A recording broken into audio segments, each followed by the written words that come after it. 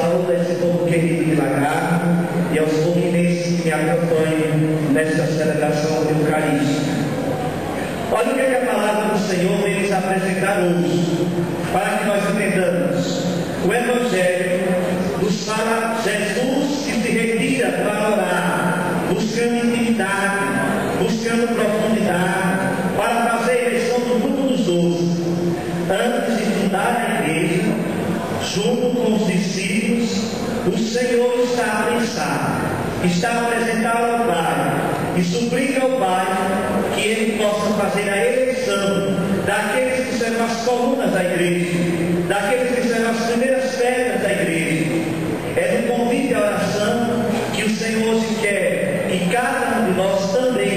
coloque diante de Deus, para que a vontade do Senhor seja feita na identidade da igreja que nós somos.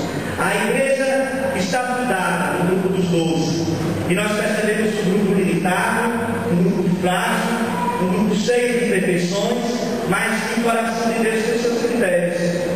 Não é submetido às nossas lógicas, aos nossos raciocínios, às nossas ideologias, aos nossos interesses. O coração de Deus tem o critério dele, e nós devemos respeitar. Assim como Deus elegeu aos 12, elegeu em seguida os 72, elegeu depois os mártires, elegeu depois os outros cristãos, e elegeu a cada um de nós temos que dizer sim, Senhor, a esta eleição aqui me apresento, com as minhas debilidades, com as minhas imperfeições, mas que a tua igreja, nestes 2011 anos, ela continue sendo a expressão de um Deus que ora, que suplica ao Pai e que estabelece a presença da igreja, para que todas as almas sejam salvas, para que todas as pessoas possam se acolher. E o Evangelho de hoje nos convida a viver a nossa catolicidade, uma vez que o Senhor, na presença da igreja, que é o seu corpo vivo, ele como cabeça, ele quer salvar a todos, e não faz distinção de pessoas. E todos aqueles que vieram da Judéia, das outras regiões, e que estavam buscando curas, estavam se sentindo atormentados, como o Evangelho nos apresenta, buscavam um encontro pessoal com o Senhor. Este novenário, nós estamos refletindo Verbo do Dom, essa exortação pós-sinodal de Sua Santidade, o Papa Bento XVI. E a presença da igreja, mais uma vez, que percebe um povo que quer curas, que percebe um povo atormentado, que percebe um povo sensitivo de vida, que percebe a nossa sede e fome de Deus. E a igreja, que vai oferecer Deus para cada de nós, ela oferece também os seus ensinamentos, as suas exortações, as suas cartas. E eu não tenho dúvidas que desde a primeira noite, da qual vocês refletiram, um Deus que fala, que espera a resposta de cada um de nós. A segunda noite, em que refletiram cada um de nós aqui presente, a situação da igreja, que deve ser uma expressão para o mundo, através da palavra. E como viver essa palavra? Na situação do nosso dia a dia, nos nossos trabalhos, com os nossos familiares, no nosso ser igreja, com os nossos movimentos, com as nossas pastorais, e também através da liturgia. Hoje nós vamos refletir a palavra de Deus e o diálogo interreligioso. Mas nós vamos deixar para o terceiro ponto da nossa reflexão, propriamente o tema da noite de hoje. O que importa é que nós possamos compreender que o Evangelho de hoje vem nos oferecer a presença viva de nosso Senhor, que olha o coração chagado, olha para cada um de nós, pinta o seu olhar misericordioso no nosso olhar e sabe das curas que precisamos, sabe dos tormentos que estamos passando, sabe das depressões, sabe de tantas situações do nosso dia a dia, mas Ele não nos quer assim. Assim como aquela multidão que se acorreu ao Senhor, ela percebeu que dele saiu uma força. Eu não posso passar esse novenário, eu não posso escutar a palavra do Senhor, eu não posso refletir um tema tão importante, rico, que é a palavra do Senhor, que o próprio Papa vem nos oferecer, para que eu não perceba a força de Deus. Eu não posso estar aqui exercendo um ato social simplesmente. Eu não posso simplesmente participar de mais um novenário. Eu quero fazer deste novenário outro novenário da minha vida, do encontro pessoal com o Senhor. Porque aqui é o coração que se apresenta diante de Deus, chagado, sofrido, necessitado, enfermo, doentio. Mas se nós cremos, e se aqui nós estamos presentes, é porque nós cremos que a força de Deus contagia cada um de nós. Nós cremos que essa palavra que é semeada em nossos corações, ela surtirá o efeito. Nós cremos que aquela multidão que se acorreu a Jesus, está aqui nesse santuário, buscando a força de Deus para as suas realidades. Amém? Como palavra do Senhor, vamos também mergulhar na carta de São Paulo aos Colossenses. E ela é clara: eu devo enraizar minha vida em quem? Eu devo fundamentar minha vida em quem? Quem é o princípio da minha vida? Quem é o fundamento da minha vida? Deus. Cadê a salva de palmas para você?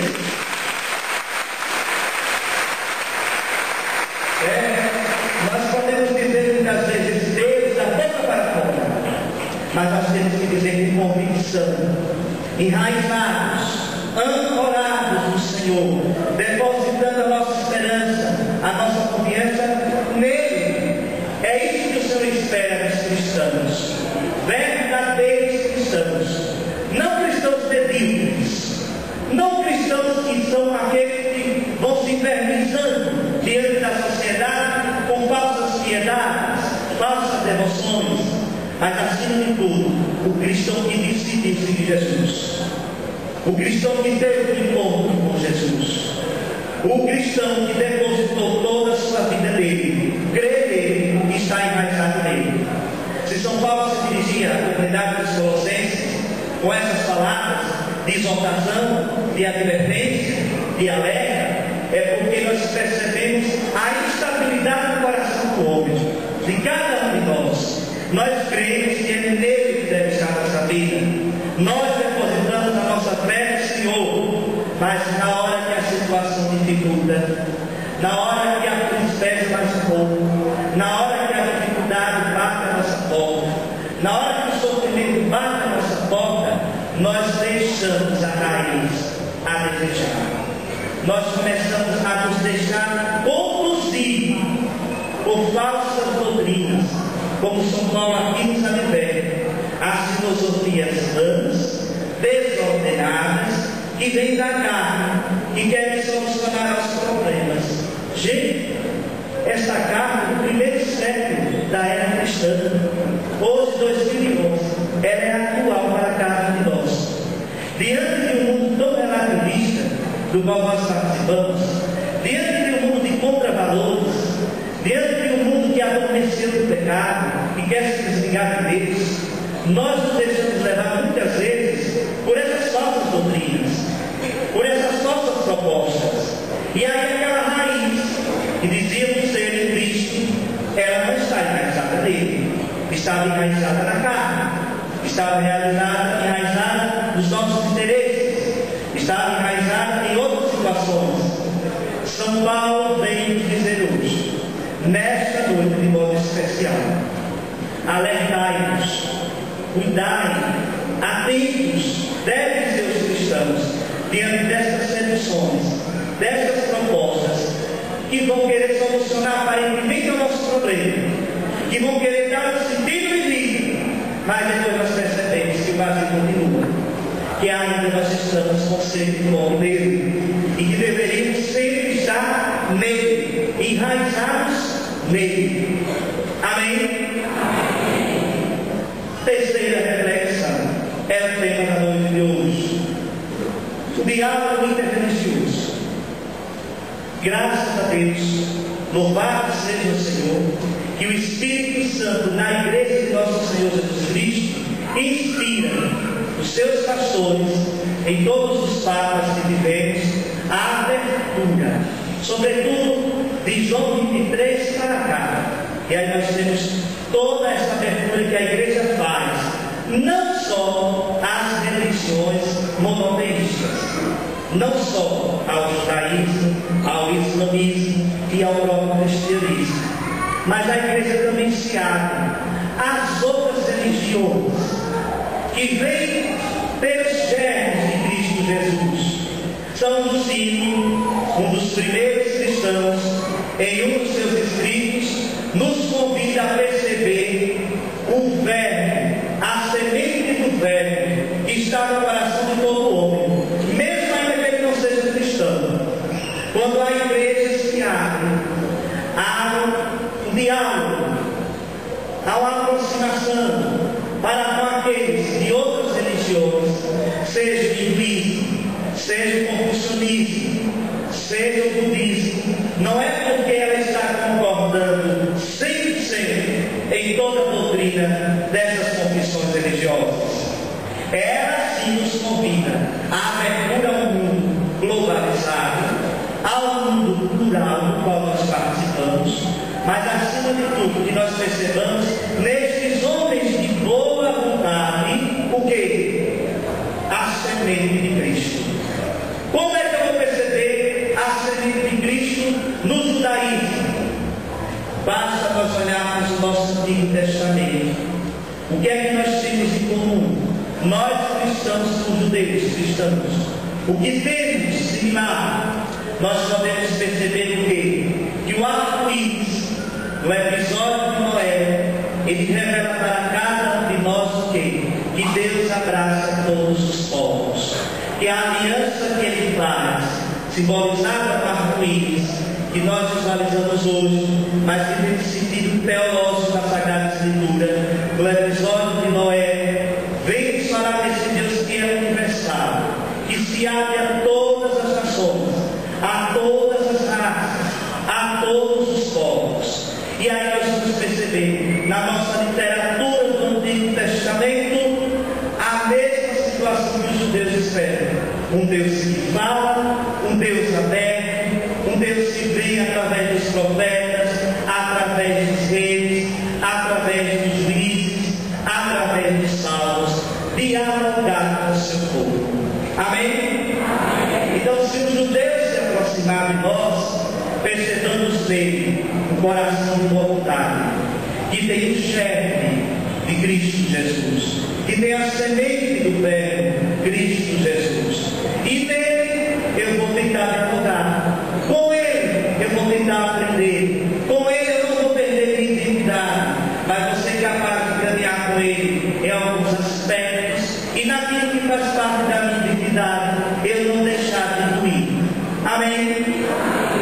O Papa Bento XVI, nessa exortação pós-sinodal, ele vem justamente apresentar. Não se trata de cair no sincretismo ou no relativismo, quando nós nos abrimos a essas denominações, a essas outras religiões, a esses outros modos de se abrir ao Supremo, ao Altíssimo, a Deus, como assim nós conhecemos. Não se trata de cair no relativismo e achar que é tudo igual. Não. Nós temos a plenitude. Eles possuem no coração de vontade que tem uma abertura ao sagrado, uma abertura ao Verbo de Deus, uma abertura aos sinais e sementes de salvação. Amém? E aí nós vamos perceber o islamismo, que é outra denominação monoteísta, só um Deus. Nós percebemos através do Islã uma valorização à figura de Abraão. Olha só, se Abraão é nosso pai na fé e o Islã se abre a Abraão, eu posso dialogar com o islamismo.